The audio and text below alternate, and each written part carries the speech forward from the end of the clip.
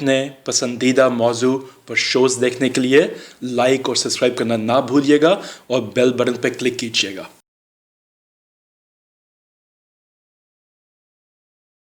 अस्सलाम वालेकुम, मैं हूं मुनीब हक और आपके लिए लेकर आया हूं programme fault lines with Munib. इस प्रोग्राम में हम पाकिस्तान की कौमी सियासत, बैनुल-अक़वामी सूरत-ए-हाल, इलाकाई सूरत-ए-हाल, मुल्क की माशी हालत, पाकिस्तान के तमाम शोबों से ताल्लुक़ रखने वाले अफराद की इस प्रोग्राम में शमूलियत होगी और हमारी कोशिश होगी कि आवाम को इस प्रोग्राम के तवस्सुत से उन तमाम शख्सियात से रोशनास करवाएं जो तारीख के झरोकों में अपने अपने शोबों में कारहाय नुमाया रखते हैं।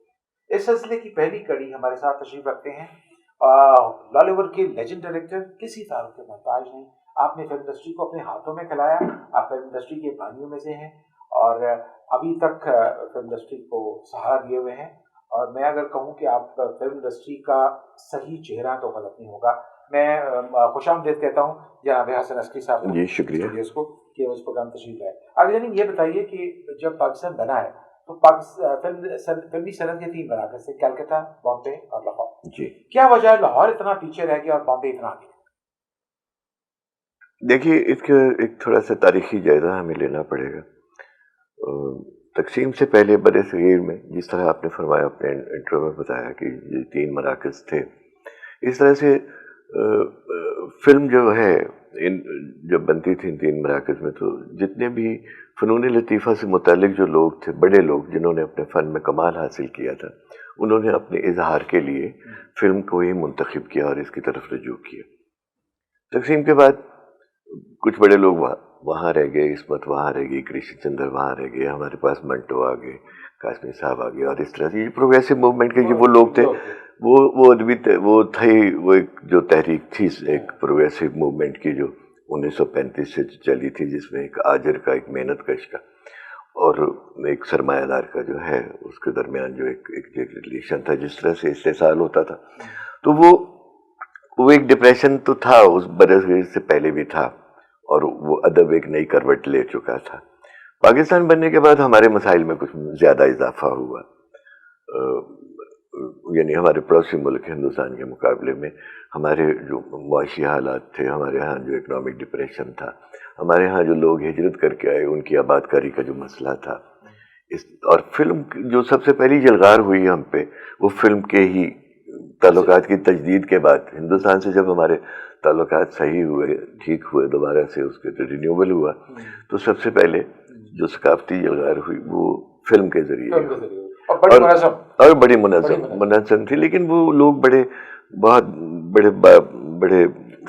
बहुत हमारे यहाँ जो लोग थे वो बड़े हौसलामंद और बड़े पुरअज़्म थे, आज की तरह नहीं थे, कम हिम्मत लोग नहीं थे।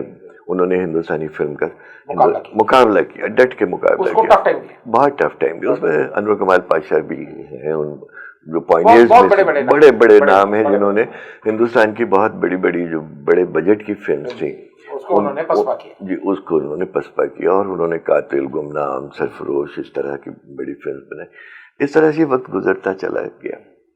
इसके डिक्लाइन की बहुत सारी वजूहात हैं। एक आधी वजह हम बताइए। एक आधी वजह तो देखिए, उसमें शुरू से एक तो पहली वजह तो ये है कि हमारे यहाँ फिल्म जो है उसे वैसे ही एक बुनियाद, हम फंडामेंटल सोसाइटी से जिससे हमारा ताल्लुक है, उसमें रक्स, मौसीकी और इसको नहीं अच्छा नहीं समझा जाता, जबकि हिंदुस्तान में इसको इबादत समझा जाता है।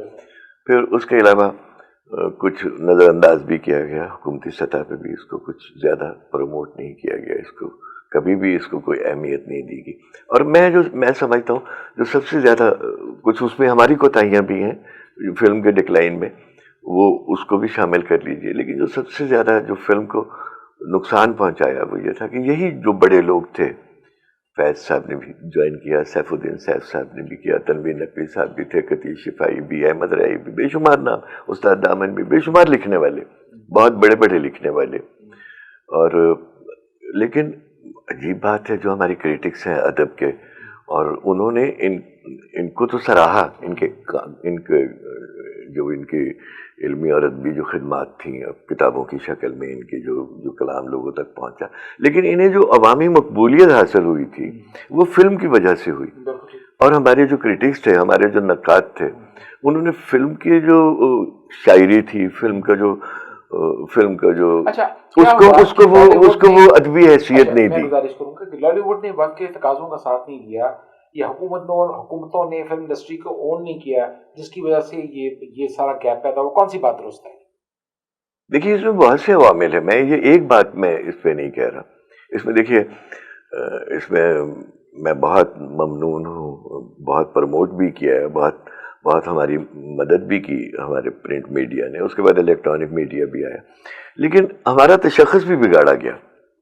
ہمارے ہاں پرابلم یہ ہوا کہ ہمیں اچھا فائنینس نہیں مل سکا فلم میں. اپنے اخبارات میں سنسنی پیدا کرنے کے لیے, میں اس زمانے کی بات کر رہا ہوں جو پرنٹ میڈیا تھا, تو اخبارات میں سنسنی پیدا کرنے کے لیے کچھ اس طرح سے فلم کی ایک رنگین زندگی کو اس طرح سے پورٹرے کیا گیا کہ جو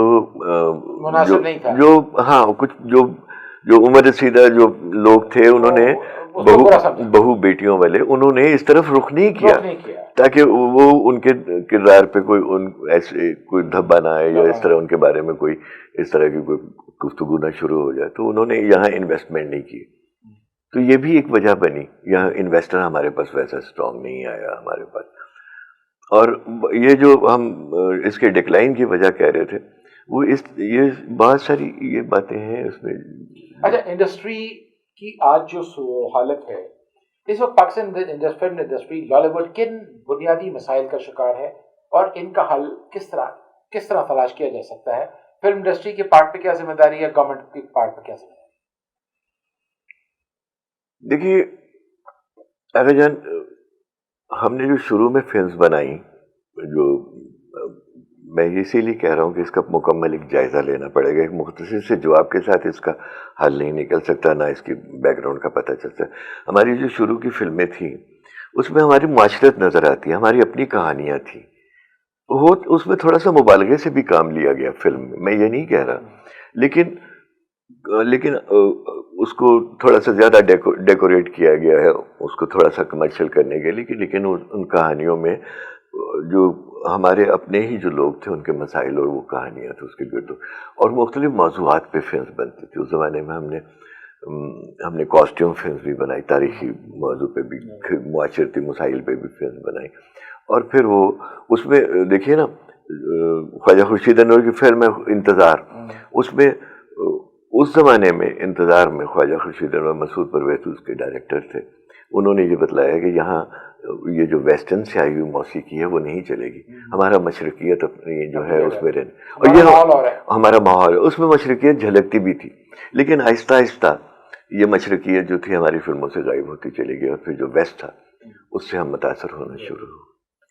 جی, تو یہ بھی ایک پرابلم بنا. اور اس کی وجہ جو تھی, اگر آپ مجھے اجازت دیں اور ہم تھوڑا سا کھل کے بات کریں, تو یہ جو ہمارے ہاں جو ایک پولیٹیکل اسٹیبلٹی نہیں تھی, جو ہم انسیکیور تھے, اس انسیکیورٹی کی وجہ سے جب بھی آپ دیکھیں نا, وہاں جہاں بھی سیاسی استحکام نہیں ہوگا اور ہم مضبوط نہیں ہوں گے, تو وہاں دو چیزیں جنم لیتی ہیں, دو چیزیں, ٹیرر آ جاتا ہے اور سیکس آ جاتی ہے.